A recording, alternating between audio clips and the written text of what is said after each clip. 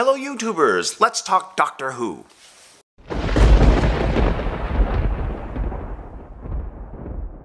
Now I have always been a fan of Doctor Who, as far back as I can remember, because Doctor Who was one of the few shows when I was a kid that you could watch and maybe see a robot. Now I will fully admit that I did not completely understand Doctor Who as a kid, it went way over my head, but I still really loved it, and my personal doctor was Dr. Ford, Tom Baker. Tom Baker seemed to be the only doctor that I understood. And whenever there was a doctor that wasn't Tom Baker, I didn't completely grasp what was going on, and I didn't care for it. So my doctor was for Tom Baker. Now when they rebooted Doctor Who, or actually they didn't reboot it because Doctor Who can change, regenerate, so they just continued it with Chris Eccleston, I didn't care for it.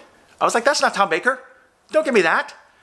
And it would take me a while to warm up to it, but once I did warm up to it, I was hooked. I was 100% on board. And David Tennant, I thought, was a brilliant doctor. You want to talk about a savage brushstroke? David Tennant's doctor truly encompassed all of this creative performance, writing, everything that was going on just floored me. I thought it was amazing. And I had to say that David Tennant kind of trumped Tom Baker. I'm sorry, Tom Baker, I love you.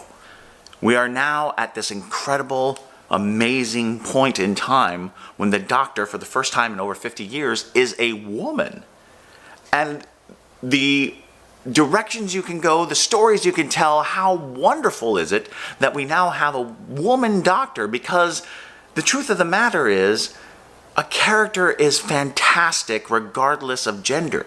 The gender does not determine how good a character is. And this is a perfect example. This is the time to really examine how amazing Doctor Who really is. Because the Doctor is not a human being. We should start there. Not a human being, an alien with the ability to regenerate. And we've been introduced to the concept that Time Lords can, in fact, regenerate as opposite sex. I think the first time that it was really noted, to me at least, was in The Doctor's Wife, where we were told about the Corsair. And the Corsair had been a naughty woman on more than one occasion, apparently. Now, that leads me on to express my desire to see other Time Lords. Follow other Time Lords. We don't have to just follow the Doctor. We can also follow the Corsair. Love to see a series about the Corsair.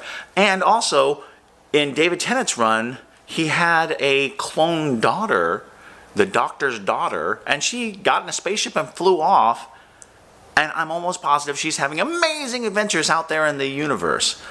So, by all means, let's see the Doctor's daughter as well. But I just wanted to say that the savage brushstroke of Doctor Who was this regeneration concept, the ability to switch the actors and the tone in some cases through this wonderful device where these aliens, when they are about to die, instead of dying, they actually regenerate. They actually come back in a totally different form.